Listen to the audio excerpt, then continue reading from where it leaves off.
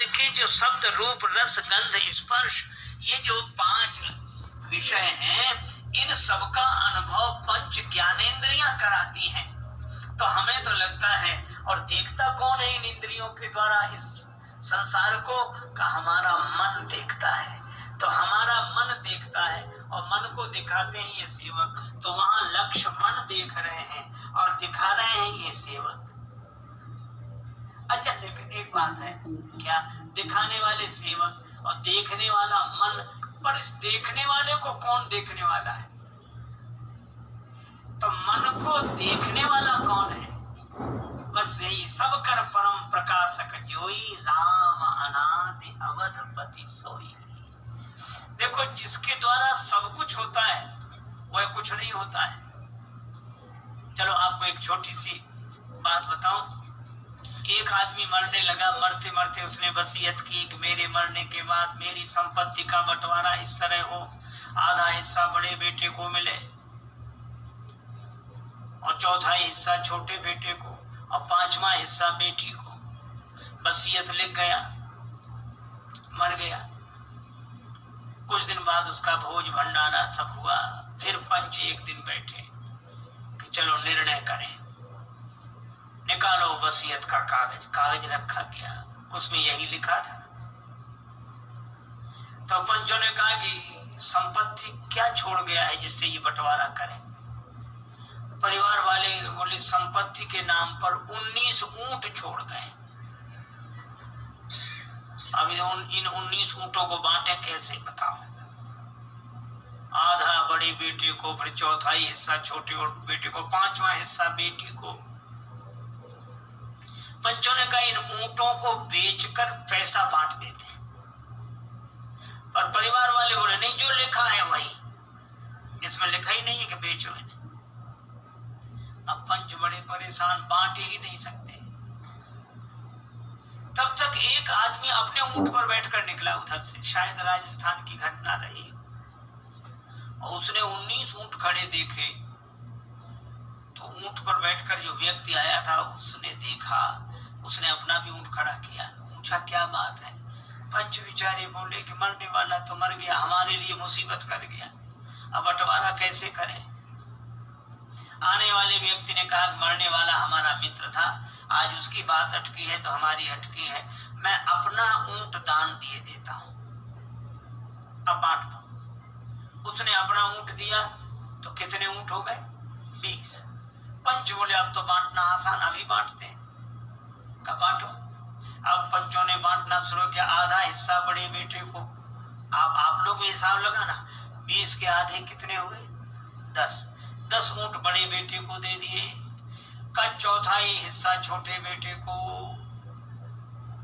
तो 20 का चौथाई हिस्सा 5 छोटे बेटे को, 10 5 15, और 5वां हिस्सा बेटी को, 20 का 5वां हिस्सा 4 बेटी को, 10 5 15 4 19 ऊंट बट गए। 20वां ऊंट वाला बोला हमारा हमको दे दो, तुम्हारा बंटवा। अच्छा बोलो भाई, 19 ऊंट ही बटे, 20वां बटा नहीं, लेकिन 20वें के शामिल हुए बिना बंटवारा हुआ नहीं। यह कहानी संकेत क्या करती है? 5 तत्व, 5 ज्ञानेंद्रियां, 5 कर्मेंद्रियां, कितने हो गए? 15, और 4 अंतःकरण, मन बुद्धि चित्त अहंकार, ये पूरे 19 हैं। पर इनके द्वारा कुछ हो नहीं पाता।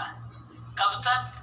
जब तक वह परम सत्ता अपना सहयोग न करे, और उसकी उपस्थिति ही सहयोग है, और उसके कारण ये सारी इंद्रियां काम करने लगती हैं। श्री तुलसीदास जी इसी प्रसंग को कहते हैं, विषय करण सुरजीव समेता, सकल एकते एक सचेता, सबकर परम प्रकाशक जोई, राम अनादि अवधपति सोई।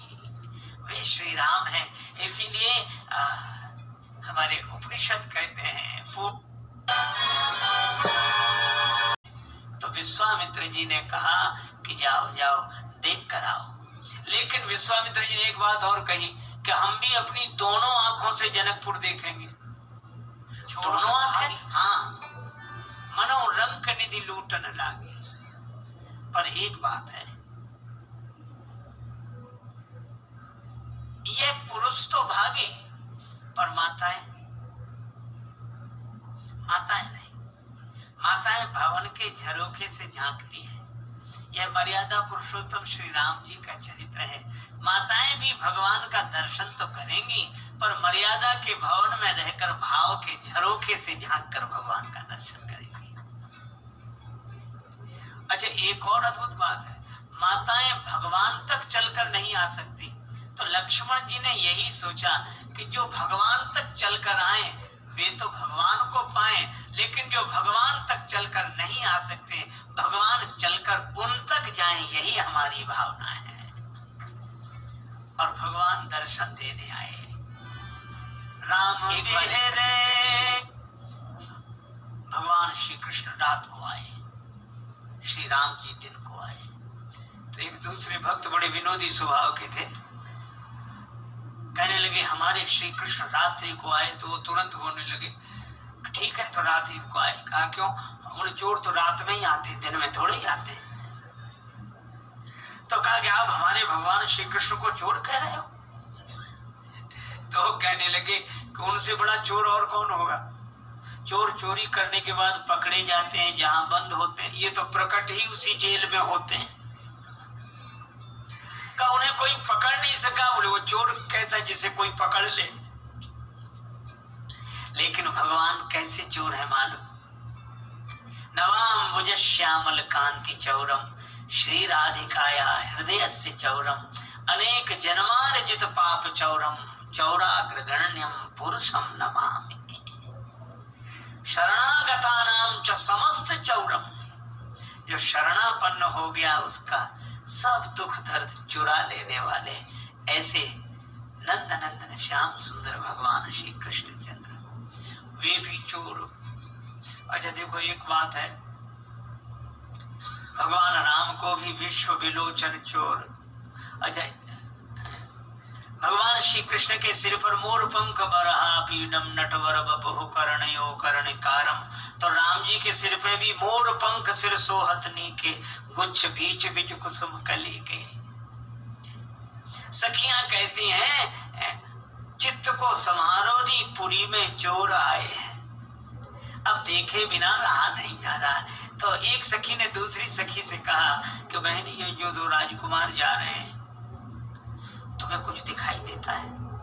दूसरी बोले हाँ कुछ तो दिखता है, श्याम गौर अंग की छवि छटा दिखती है, नीलांबर पीतांबर दिखता है, काली घुंघराली अलके दिखती हैं, अलकों पर रखी हुई चौतनी टोपी दिखाई देती है, पर सखी मुख नहीं दिखता।